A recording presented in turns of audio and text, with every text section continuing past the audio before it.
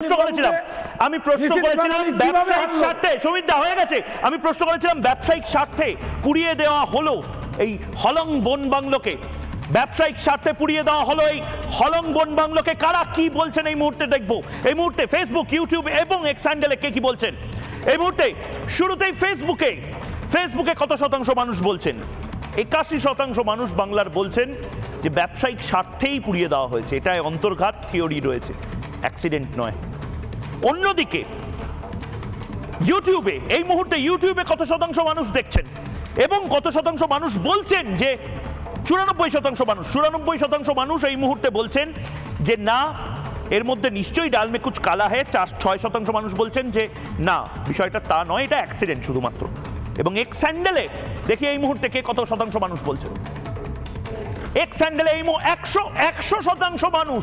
100% মানুষ বলছেন যে ডাল মে কুছ কালা है ভেজা কাঠ পুড়ে গেল ঝমঝমিয়ে বৃষ্টি জ্বলে গেল কিছু তো গন্ডগোল রয়েছে কি নেই সেটা তদন্ত কমিটি আছে তারা ঠিক করবে তারা বের করবে কিন্তু আমরা এই প্রশ্নটাও তুলতে পারবো না এর জবাব বাংলার মানুষ চায় এবং জবাবটা দিতে হবে হলং রহস্য সমাধান করতে হবে তবে আমরা দেখেছি এর আগেও আমরা দেখেছি বারবার প্রশ্ন উঠেছে আপনারাও প্রশ্ন করেছিলেন একেবারে নির্দিষ্টভাবে তৃণমূল কংগ্রেস বা মুখ্যমন্ত্রীর পরিবারের এক সদস্যের একটি অনুষ্ঠান হয় কার্শিয়াংয়ে এবং তার জন্য পুলিশ ডাক্তার থেকে শুরু করে সবাইকে নিয়ে যাওয়া হয় এবং তার জন্য নাকি অন্যান্য হাসপাতালে কাজ বন্ধ হয়ে যায় বিভিন্ন সময় এই অভিযোগ উঠেছে শঙ্করদাও আজকে যে কথাগুলো বললেন আমি বলছি অন্য কথা আমি বলছি যে সত্যি কি আপনারা মনে হচ্ছে না যে ডাল মে কুছ কালা है ভেজা কাঠ ঝমঝমিয়ে বৃষ্টি তার মধ্যে তারানাথ তান্ত্রিকের মতন কিছু একটা হলো ম্যাজিক হলো গোটাটা জ্বলে পুড়ে ছারখার হয়ে গেল আর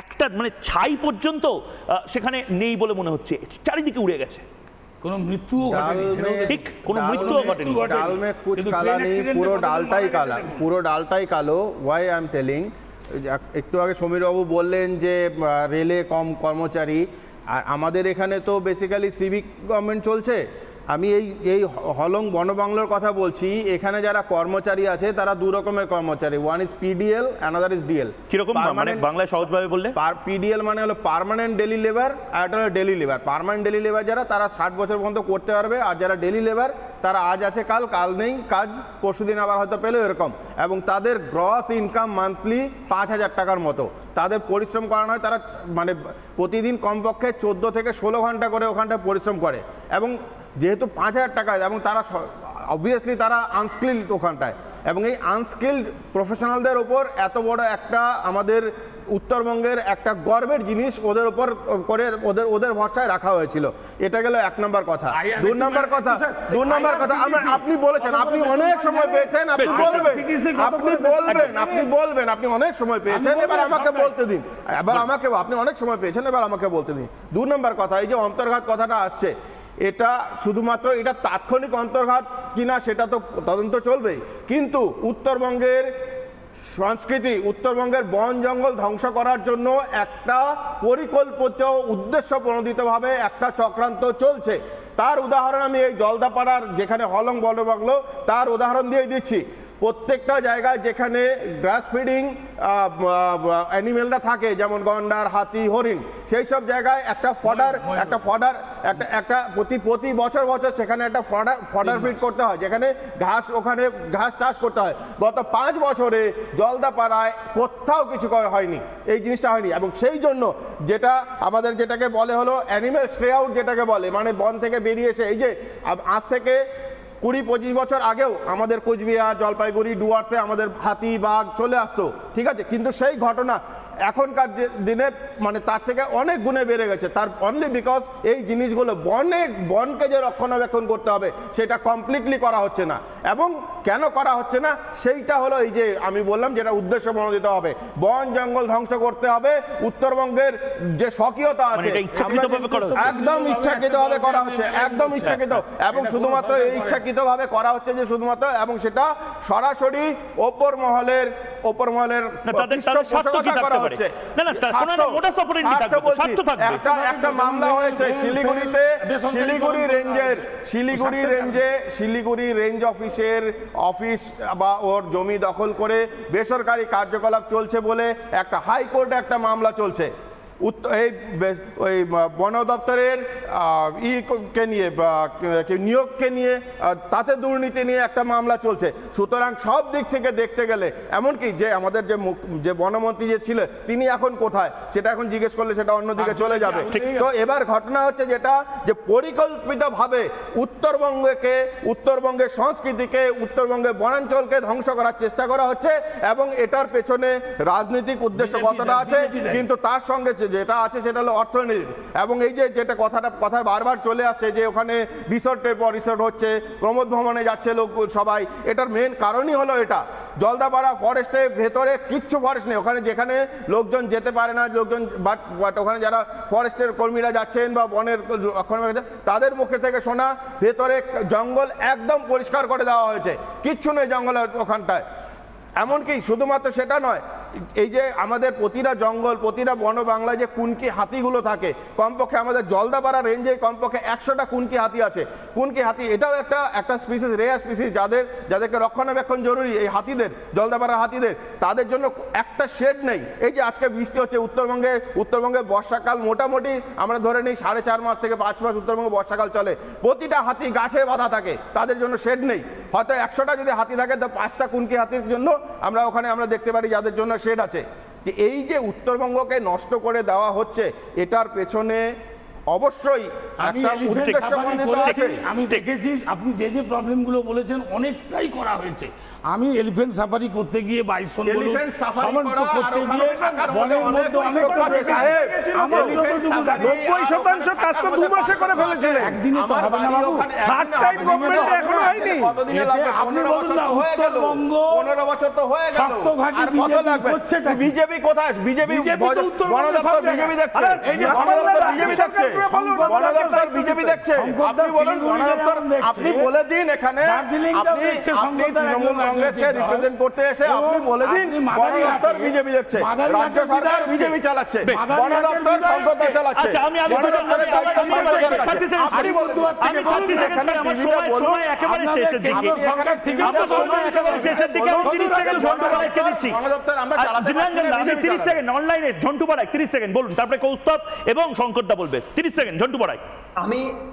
আমি তোমায় পরিষ্কার বলছি, এই মুহূর্তে জয়ন্তী আমার বাড়ির ওখানে ময়ূক 29 থেকে 30টি বস্তিকে কিন্তু রেড কার্ড দেখিয়ে সরকার রিপ্লেস করার চেষ্টা করছে। আমরা জানি না সরকারের এর পিছনে হিডেন কি। দ্বিতীয়, কালচিনি ভারতবর্ষের অন্যতম চন্দনের একটা জায়গা, চন্দন কাঠের, সেখানে তৃণমূলের নেতা চন্দন কাঠ পাচারের সাথে যুক্ত থাকার জন্য পার্টি দলগতভাবে সাসপেন্ড হয়েছিল, পরে যারা জেলে গিয়েছিলেন পরে আবার পুনর্বহাল হয় দলে। অর্থাৎ জঙ্গল পরিষ্কার করার এবং এখানে আদিবাসী সহ অন্যান্য জাতির এই মিনি ভারতবর্ষ উত্তরবঙ্গকে ধ্বংস করার শাসক দলের একটা মরিয়া চেষ্টা চলছে এবং তারই এই পদক্ষেপগুলো মানুষ তৃণমূলকে আশীর্বাদ করছে আর আপনি তৃণমূলকেই দোষারোপ করছেন, গালিমালিপ্ত করছেন। এটা কিন্তু একপক্ষীয় আলোচনা হচ্ছে। আপনি মানুষের জন্য বলুন করেছেন আপনারা, আপনি তৃণমূল কংগ্রেসের সাথে জঙ্গল চন্দন কাঠ হচ্ছে কেন বুঝি না। 14টা উন্নয়ন পর্ষদ দলে এতগুলো বাংলার মানুষ কি বোকা?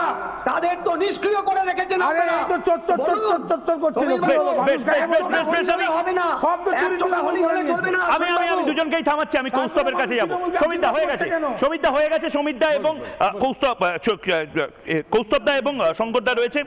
কৌস্তবদা, সমস্ত কিছু বুঝলাম, আমার একটাই পয়েন্ট, এগুলো তৃণমূল কংগ্রেস করছে কেন? মানে উত্তরবঙ্গকে নষ্ট করার কথা বলছে তৃণমূল কংগ্রেস, পরিবেশ নষ্ট করছে তৃণমূল, তাহলে তৃণমূল কংগ্রেস তো ম্যান্ডেট পাচ্ছে।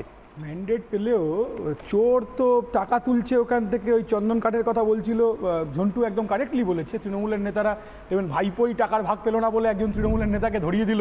আমরা তো সব জানি আলিপুরদুয়ারে কী ঘটনা ঘটেছে। আমি যে কথাটা বলছি যে উত্তরবঙ্গকে কিন্তু কোনোভাবেই, প্রথম কথা হচ্ছে উত্তরবঙ্গ কথা নিয়ে আমার খানিকটা আপত্তি আছে। পশ্চিমবাংলার উত্তর অংশ, তো উত্তরবঙ্গে খানিকটা ট্যুরিস্ট পার্সপেক্টিভে, যে তৃণমূলের নেতা বললো আমি হাতির সাফারি করতে গেছি, বোকা বোকা কথা।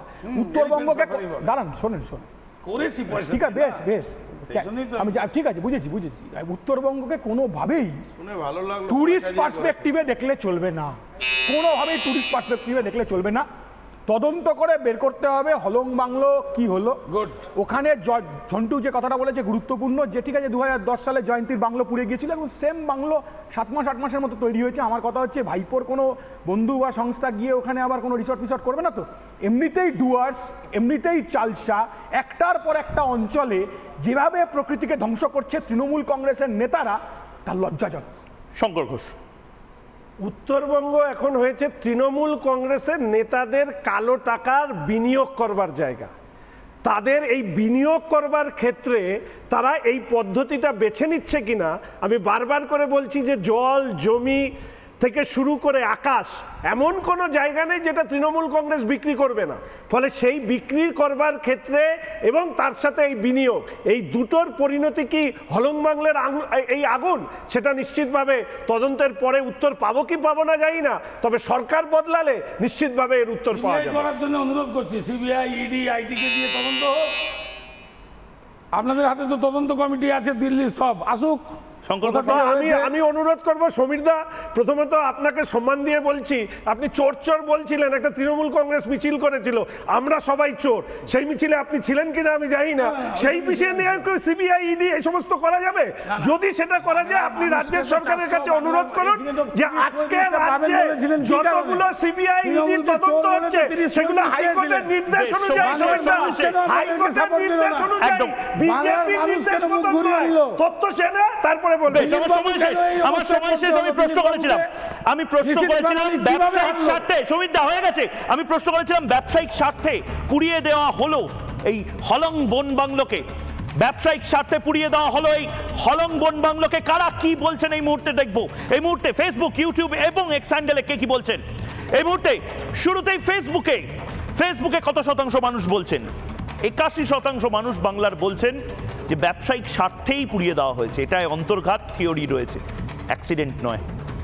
অন্যদিকে ইউটিউবে, এই মুহূর্তে ইউটিউবে কত শতাংশ মানুষ দেখছেন এবং কত শতাংশ মানুষ বলছেন যে 94% মানুষ এই মুহূর্তে বলছেন যে না, এর মধ্যে নিশ্চয়ই ডাল মে কুছ কালা হ্যায়। 6% মানুষ বলছেন যে না, বিষয়টা তা নয়, এটা অ্যাক্সিডেন্ট শুধুমাত্র। এবং এক্স হ্যান্ডেলে দেখি এই মুহূর্তে কে কত শতাংশ মানুষ বলছেন। এক্স হ্যান্ডেলে এই 100% মানুষ বলছেন যে ডাল মে কুছ কালা হ্যায়, ভেজা কাঠ পুড়ে গেল, ঝমঝমিয়ে বৃষ্টি জ্বলে গেল। কিছু তো গন্ডগোল রয়েছে কি নেই সেটা তদন্ত কমিটি আছে, তারা ঠিক করবে, তারা বের করবে, কিন্তু আমরা এই প্রশ্নটাও তুলতে পারবো না। এর জবাব বাংলার মানুষ চায় এবং জবাবটা দিতে হবে, হলং রহস্য সমাধান করতে হবে।